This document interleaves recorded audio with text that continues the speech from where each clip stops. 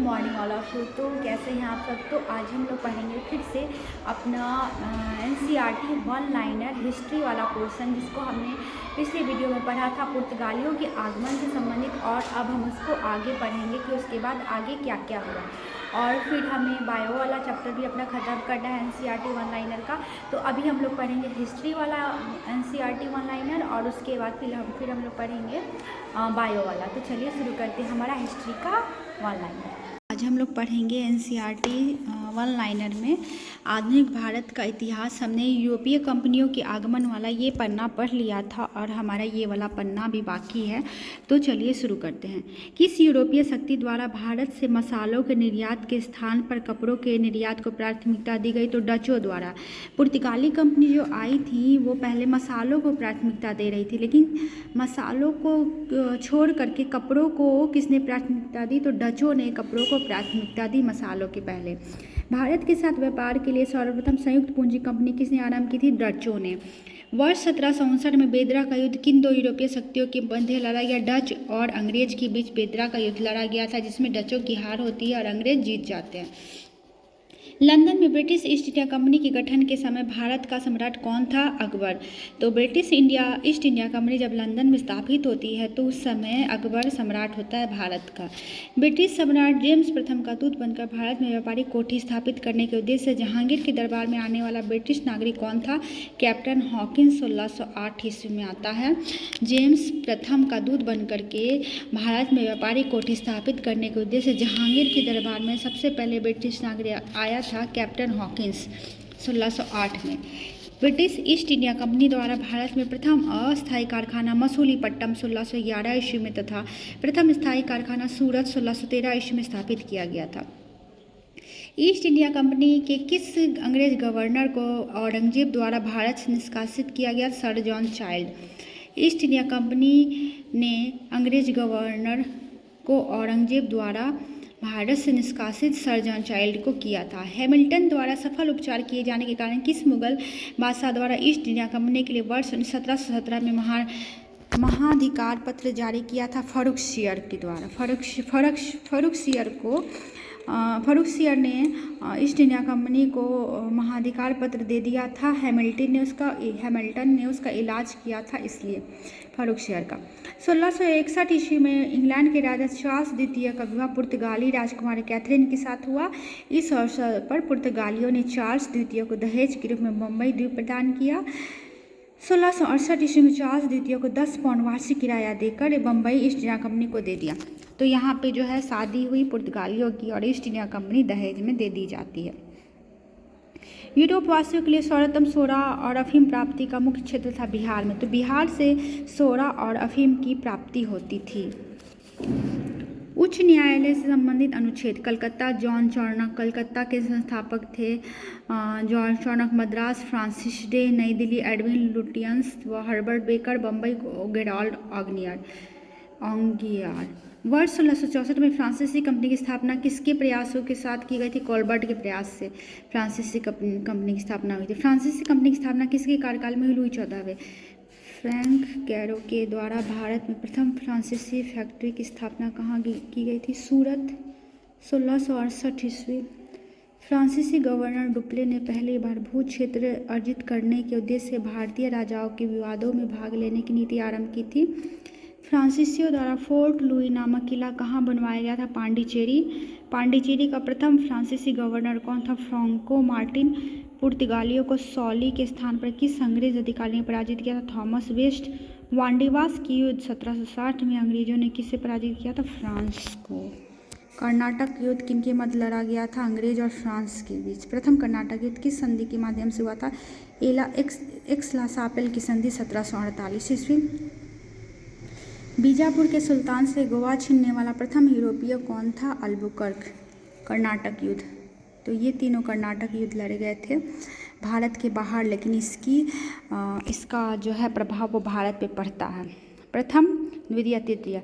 प्रथम कर्नाटक युद्ध हुआ था 1746 से 48 में, ऑस्ट्रिया के उत्तराधिकार का युद्ध था और इला-सापल की संधि से ये ख़त्म होती है 1748 में, और इसका परिणाम जो है अनिर्णित था, कोई परिणाम नहीं निकला।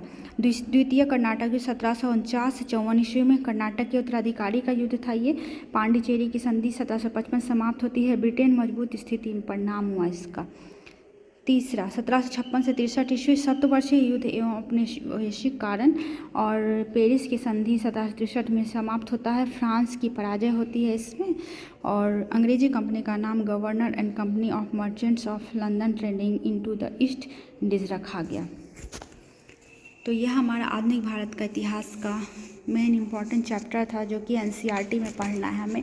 उसके बाद हम लोग पढ़ेंगे ईस्ट इंडिया कंपनी और बंगाल के नवाब। फिर क्षेत्रीय राज्य पंजाब एवं मैसूर। तो ईस्ट इंडिया कंपनी और बंगाल के नवाब में मुगल सम्राट द्वारा स्वतंत्र रूप से नियुक्त बंगाल का अंतिम गवर्नर कौन था? मुर्शिद कुली खां बंगाल का अंतिम गवर्नर था 1717 से 1727 ईस्वी। मुर्शिद कुली खां ने अपनी राजधानी ढाका से कहाँ स्थानांतरित किया था? मुर्शिदाबाद। बंगाल के किस नवाब ने यूरोपियों की तुलना मध्यमखियों से की थी? तो अलीवर्दी खां ने। 20 जून 1756 को प्रसिद्ध ब्लैक होल की घटना बंगाल के किस नवाब के शासनकाल में हुई? सिराजुद्दौला। इसमें 20 अंग्रेज अफसर को एक रूम में बंद कर दिया जाता है, जिससे सबकी दम घुटने से मौत हो जाती है। यही ब्लैक होल की घटना है। 9 फरवरी 1757 को अलीनगर की संधि किसके मध्य हुई थी? क्लाइव और सिराजुद्दौला के बीच। भारतवर्ष में ब्रिटिश साम्राज्य का संस्थापक लॉर्ड रॉबर्ट क्लाइव को माना जाता है, जिसे प्लासी युद्ध 23 जून 1757 में बंगाल के नवाब सिराजुद्दौला को पराजित कर अपनी पहली बार भारत में ब्रिटिश प्रभुत्व की नींव रखी थी। प्लासी की युद्ध के समय बंगाल के नवाब का सेनापति कौन था जिसने विश्वासघात किया? मीर जाफर जो है वो प्लासी की युद्ध में बंगाल के नवाब का सेनापति था और इसने सिराजुद्दौला के साथ विश्वासघात किया था। प्लासी की युद्ध के समय मुगल बादशाह कौन था? आलमगीर द्वितीय। प्लासी युद्ध के पश्चात बंगाल का नवाब कौन था? मीर जाफर। भारत में ब्रिटिश प्रभुत्व की शुरुआत किस युद्ध से मानी जाती है? प्लासी के युद्ध से। 23 जून 1757 वर्ष 1760 में अंग्रेजों ने मीर जाफर को हटाकर किसे बंगाल का नवाब बनाया? मीर कासिम को। ब्लैक होल की घटना 20 जून 1756 को होती है। अलीनगर की संधि 9 फरवरी 1757 को होती है। प्लासी का युद्ध 23 जून 1757। बक्सर का युद्ध 22 अक्टूबर 1764। इलाहाबाद की प्रथम संधि 12 अगस्त 1765। इलाहाबाद की द्वितीय संधि 16 अगस्त 1765। बनारस की संधि वर्ष 1773। फिर है 22 अक्टूबर 1764 को बक्सर की युद्ध में अंग्रेजों ने मीर कासिम अवध के नवाब शुजाउद्दौला तथा दिल्ली के मुगल सम्राट शाह आलम द्वितीय की सम्मिलित सेना को पराजित किया था। 22 अक्टूबर 1764 में बक्सर की युद्ध में मीर कासिम अवध के नवाब शुजाउद्दौला तथा दिल्ली के मुगल सम्राट शाह आलम द्वितीय की सम्मिलित सेना को पराजित किया गया था। बक्सर के युद्ध के समय ब्रिटिश सेना का सेनापति कौन था? Hector Munro. बक्सर के युद्ध के समय ब्रिटिश सेना का सेनापति कौन था? Hector Munro. बक्सर के युद्ध के समय बंगाल का नवाब कौन था? मीर जाफर। बक्सर युद्ध के पश्चात इलाहाबाद की प्रथम संधि मुगल सम्राट शाह आलम द्वितीय, बंगाल के नवाब सिराजुद्दौला तथा क्लाइव के मध्य तथा इलाहाबाद की द्वितीय संधि क्लाइव तथा अवध के नवाब सिराजुद्दौला के मध्य संपन्न हुई थी।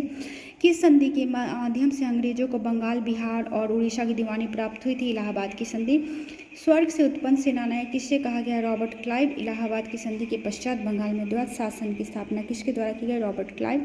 सिराजुद्दौला के फोर्ट विलियम पर आक्रमण के समय किसके नेतृत्व में अंग्रेजों ने ज्वारग्रस्त फुल्टा द्वीप पर शरण ली? Governor Drake. उत्तर मुगलकालीन राज्यों के संस्थापक बंगाल 1727 मुर्शिद कुली खां, हैदराबाद 1724 निजाम उल मुल्क चिंगीज़ खां, भरतपुर 18वीं शताब्दी चूड़ामन बदन सिंह, कर्नाटक 18वीं शताब्दी सदाउद्दौला